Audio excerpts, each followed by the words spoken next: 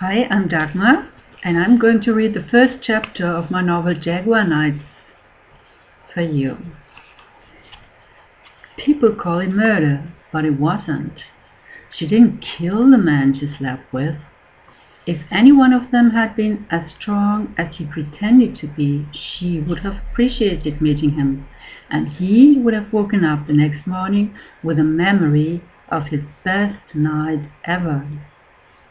Unfortunately, her acquaintances all proved to be the kind of guys who hid their miserable weakness underneath large egos, so she devoured them, skin and bones. Perhaps the kind of places that attracted her most could explain why she knew no other type of guy. The cheap West Side bars and clubs might not be the kind of place to meet someone who could withstand a member of the Sisterhood of Coatlicue. But, to be honest, she didn't want it any other way. This was why she would come back, like tonight. The dimly lit bar she had just entered wasn't one of those places a man would bring along his wife to. The audience crowding the red-lit stage where a covetous blonde performed striptease was all men. A thick cloud of cigarette smoke veiled her view, and the smell from many bodies made it difficult for her to breathe. She let her gaze wander over the customers until she focused on a man standing at the bar. She studied him for a while, figuring out what his story might be. She enjoyed doing this, and she was always right in her conclusions. This one was looking for some quick sex, she reckoned, although he avoided any outward display of his need.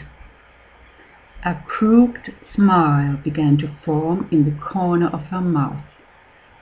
He couldn't trick her. She knew he didn't care about which girl it would be as long as he didn't have to pay for her. He was a perfect match for her. She approached him, gently swaying her hips. His eyes grew large when he noticed her and her inviting smile. "Is the seat next to you free? I could do with a drink," she said. He made room for her. "Sure. What do you like to drink?" She ordered and slid onto the bar stool next to him, letting her skirt slip up her thigh.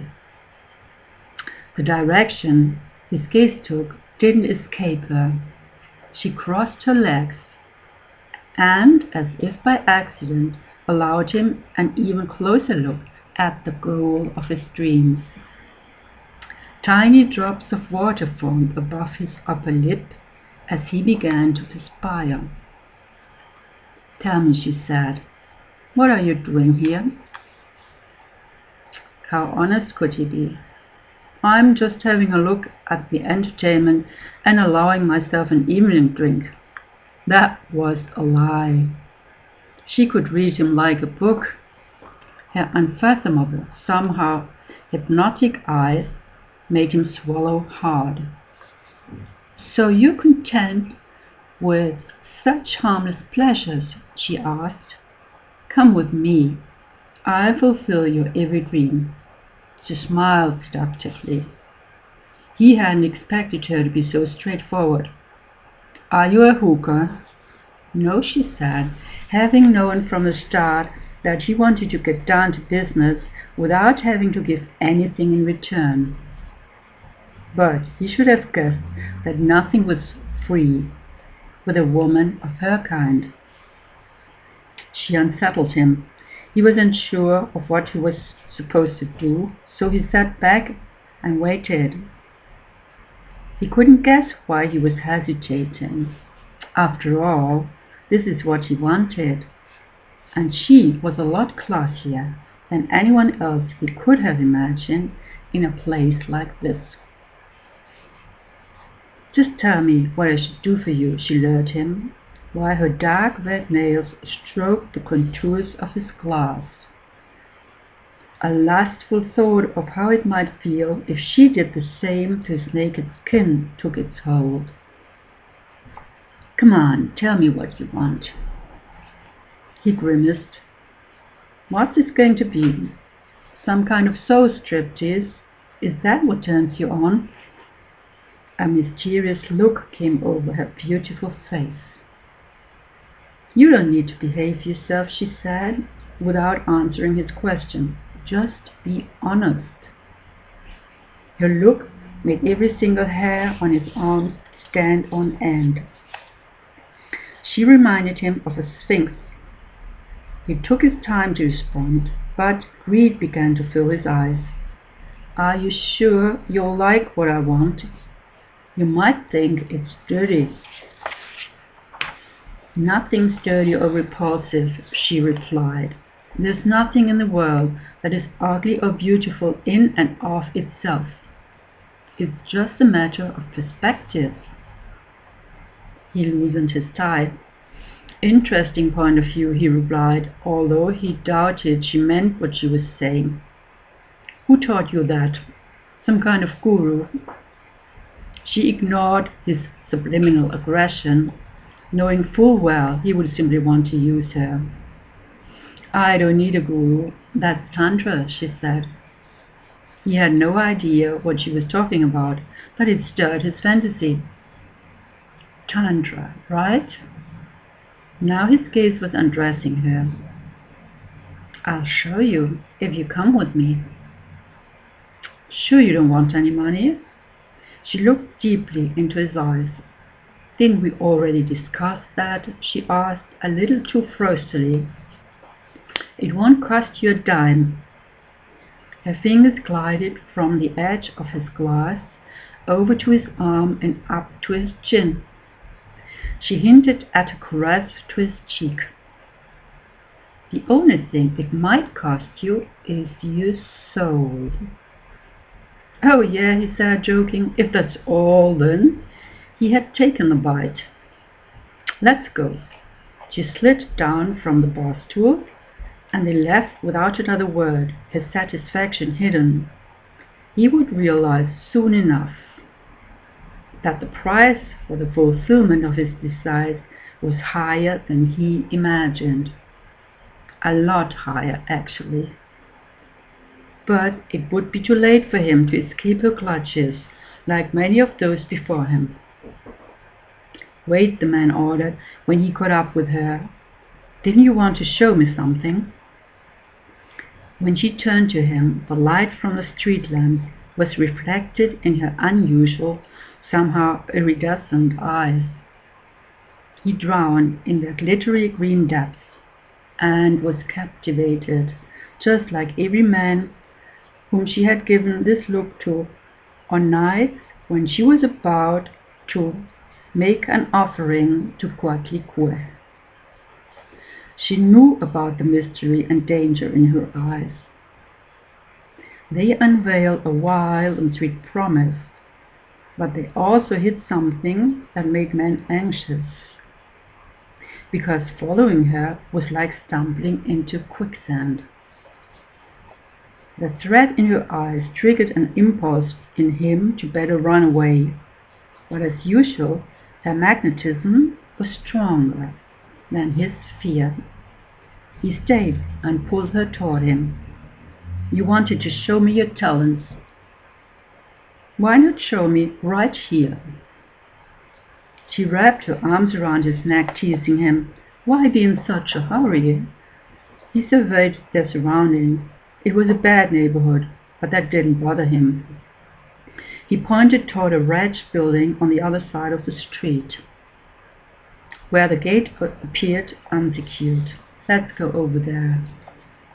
They reached the imposing door with its rusty padlock, and she broke it open with a well-aimed kick.